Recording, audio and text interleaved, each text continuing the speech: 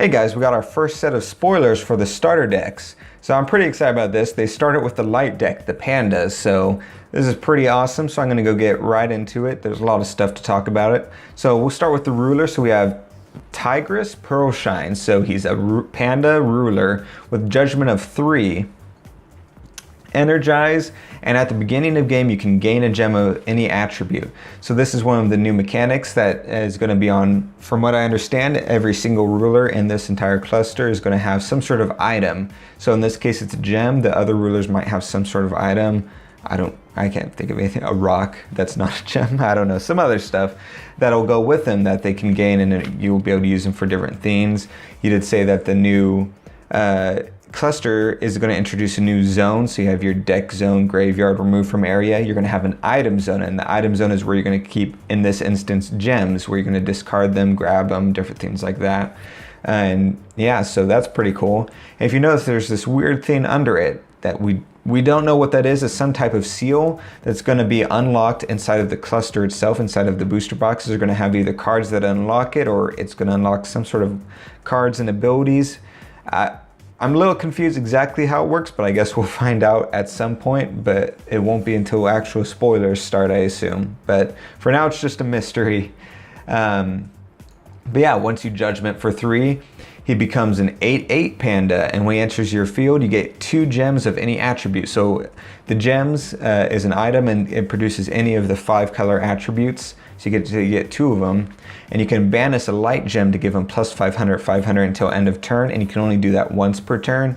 And you can also banish a water gem, and he can gain flying until end of turn as well. And if you notice, he has another one of those seal abilities on this J ruler side, so we'll find out what that does hopefully soon, because I'm really interested.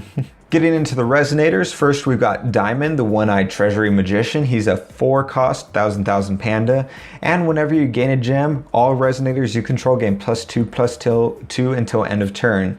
He also has a 2-cost ability where target J Resonator gains barrier until end of turn. So that's pretty cool. It's one theme you'll notice, like Jordan had mentioned, he said don't be discouraged if the cards seem kind of weak. So off the bat, you'll see that this one doesn't seem all that strong. But as you, I assume both in the combination of the gems and other themes that they'll get a lot stronger as the game goes along with the support. But it's also nice to see that nothing jumps out as inherently super strong. And I'm hoping that'll be the theme throughout the entire cluster, which will be a little bit different than what we've seen before. Next we have Gemblade Onyx, so he's a 2-cost 6/6 Panda, and as long as you control a darkness gem, he gains precision. So you notice the theme, they use different abilities based on different gems. So depending on how you want to build the deck, you might, or what you have in your hand or on your field, you might want to call different colored gems in order to support different themes. You might not want to call a light gem if you're planning to banish it for your J ruler. So different. I don't know if I worded that right, but you get the idea.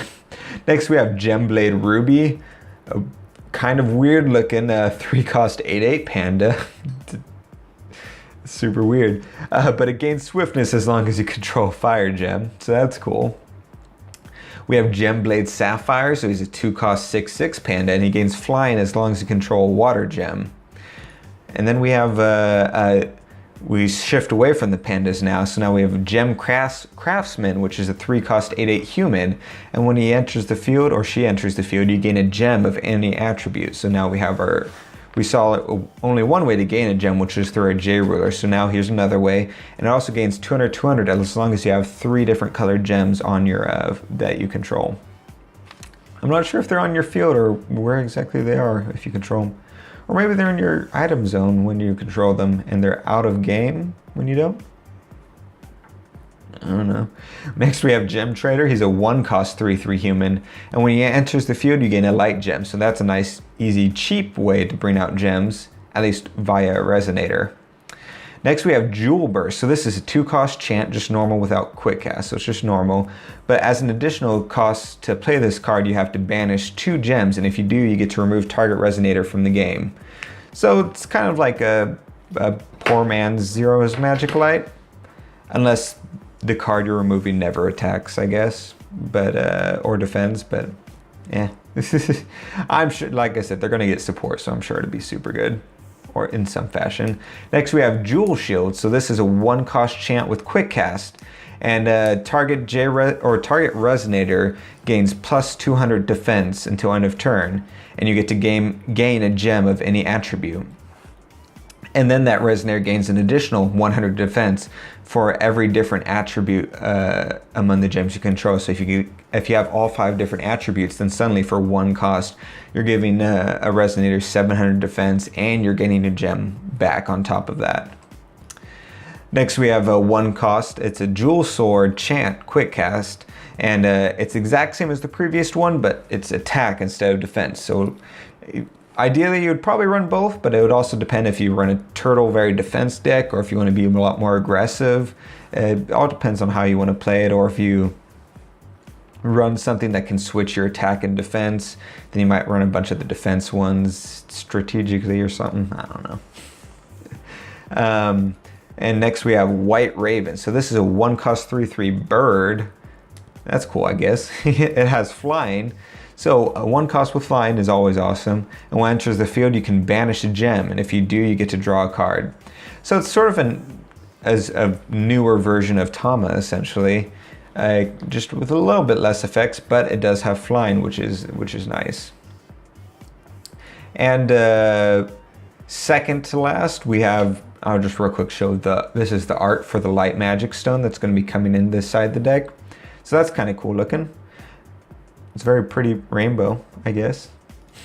I know I'm a big fan of it, actually, now that I'm looking at it. And lastly, we have the special magic stone that comes in it, which is ore from the treasure mountain.